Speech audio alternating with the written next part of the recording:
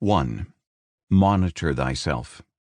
Most of the concepts we will be looking at could be heard and embraced in no specific order. However, this particular thought really does need to be first.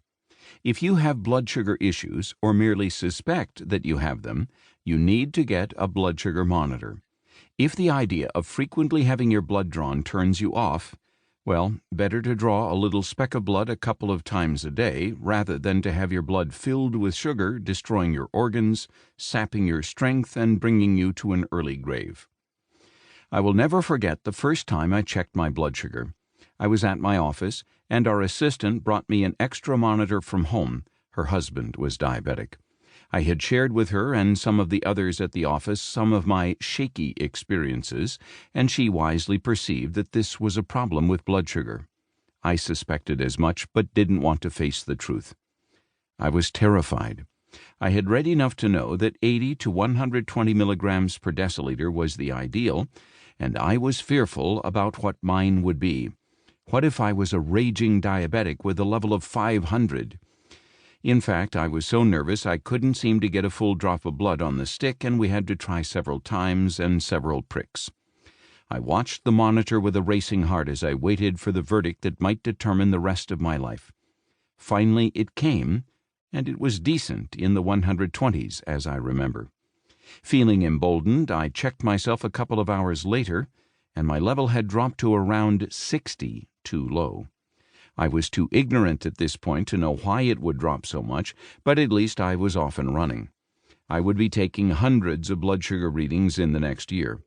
Eventually, I began to use these readings to make decisions about what kinds of foods were best for me to eat. Lo and behold, I found out that the higher the carbohydrate content of the foods I ate, the greater the rise in my blood sugar. No surprise, right?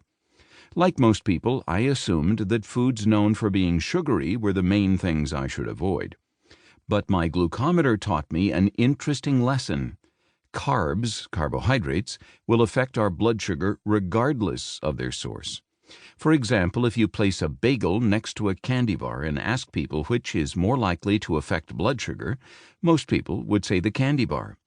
Yet the candy bar may have 28 grams of carbs and the bagel may have 50. And if you say no to the candy bar but yes to the bagel, feeling very proud of yourself, and then go and check your blood sugar when it's at its peak, you will be shocked that your body wasn't particularly impressed with your choice. Your blood sugar most likely soared higher after the bagel than it would have had you eaten the candy bar. If you read any competent articles or books, they will unanimously tell you to check your blood sugar frequently if you have diabetes. It is also a good idea to check yourself if you are hypoglycemic, have low blood sugar frequently, or if you bounce up and down, as I used to. But why is this necessary? There are two primary, very powerful reasons to do this, and they have to do with assessment and accountability. First, people always do better where there is accountability. When there is tangible evidence of how well or poorly we have been doing, there will be far more motivation to improve than when we are left in the dark to guess our performance. Early on in my blood checking, I ate a meal of a hamburger with a large bun and a bunch of Fritos. I waited about an hour and a half, took my blood sugar, and felt sick to see the meter read well above the normal range. From that point on, I had a fresh view of burgers with large buns and Fritos. If you are to succeed in your struggle against high blood sugar, you need motivation, and more motivation. Anything that will increase your motivation you must embrace. Anything that decreases it must be avoided. And there is hardly a better motivator than one of these little blood glucose monitors. They will not lie to you and will tell you the truth, the whole truth, and nothing but the truth. There are a gazillion books on the market about diabetes and blood sugar and myriads of theories. Some folks will tell you to swear off all animal products and become a vegetarian.